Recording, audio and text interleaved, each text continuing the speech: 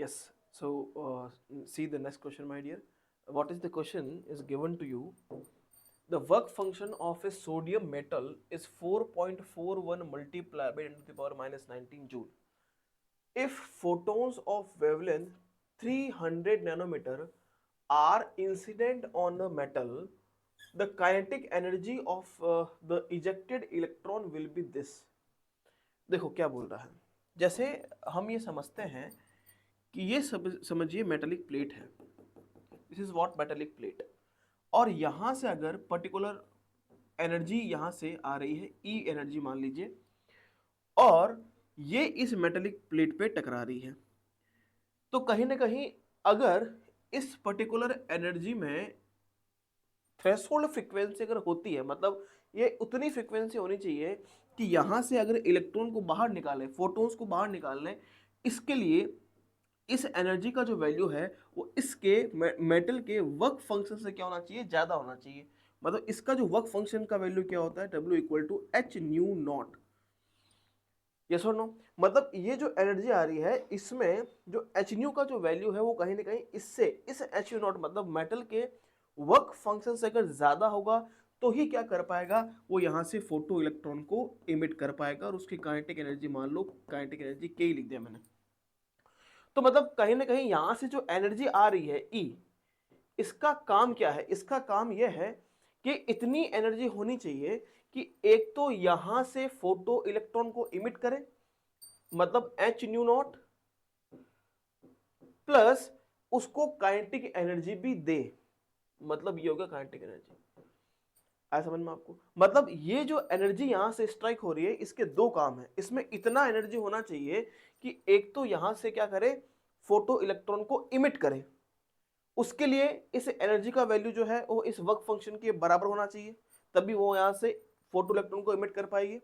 और अगर उसको काइनेटिक एनर्जी भी देनी है तो कहीं ना कहीं इस एनर्जी का वैल्यू इस वर्क फंक्शन से क्या होना चाहिए, ज्यादा होना चाहिए। अगर इस एनर्जी का वैल्यू इसके वर्क फंक्शन के बराबर हुआ तो क्या होगा, ओनली ओनली यहां से फोटो इलेक्ट्रॉन इमिट होगा, उसको काइनेटिक एनर्जी नहीं मिल पाएगी। लेकिन अगर इस एनर्जी का वैल्यू इसके वर्क फंक्शन से ज्यादा हुआ तो वो क्या करेगा, इससे इलेक्ट्रॉन को बाहर भी निकालेगा और उसको काइनेटिक एनर्जी भी देगा। आया समझ में?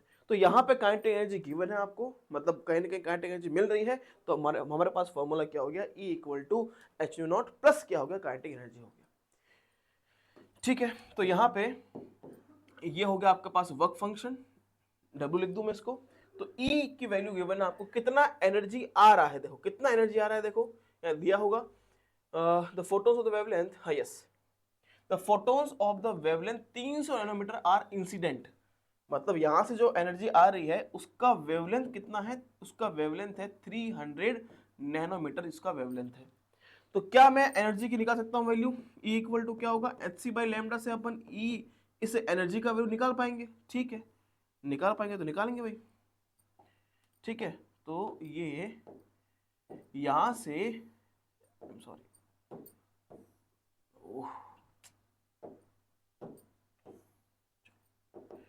ई क्या है, ई है H C by lambda, E क्या हो गया, H C by lambda equal to work function का वैल्यू गिवन है आपको 4.41 10 to the power minus 19 plus kinetic energy आपको क्वेश्चन में पूछा है।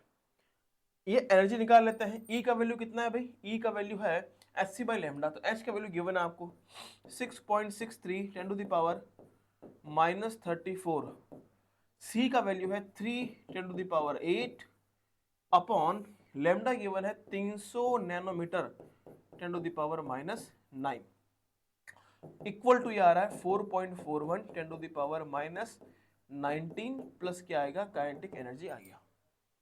यहां तक ठीक है?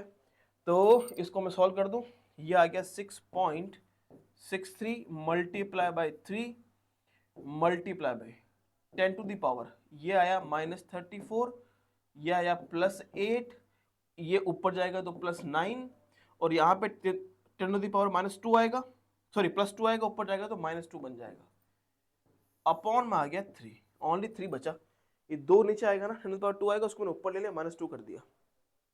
तो यहां से equal to 4.41 10 to the power -19 plus क्या हो गया, काइनेटिक एनर्जी हो गया।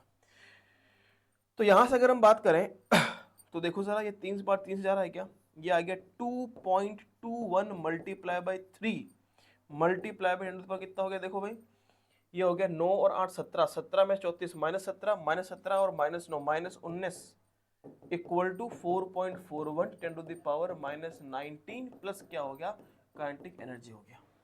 तो मैं इसके बाद यहां पे कर रहा हूं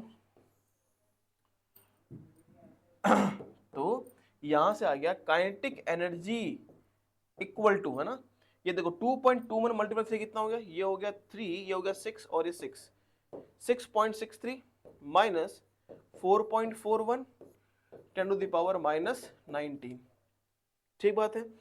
तो यहां से आ गया 3 में से गया 2 2 2 2.22 multiply by 10 to the power -19, ये हो गया काइनेटिक एनर्जी। अपन को किस में लेना है, अपन को लेना है multiply by 10 to the power -21 में लेना है। कुछ नहीं, इसको -21 से मल्टीप्लाई कर दूंगा, -21 से डिवाइड कर दूंगा, तो 21 ऊपर जाएगा तो 21 में से 19 2 रहेगा पीछे, मतलब 2.22 को 100 से मल्टीप्लाई करेंगे कितना आएगा, 222 multiply by 10 to the power -21, ये आ गया मेरे पास काइनेटिक एनर्जी। तो इसका आंसर ये पूछा आपको, यही है आपका answer 222 multiply by 10 to the power -21, तो ये आ गया आपका answer, 222 will be your answer.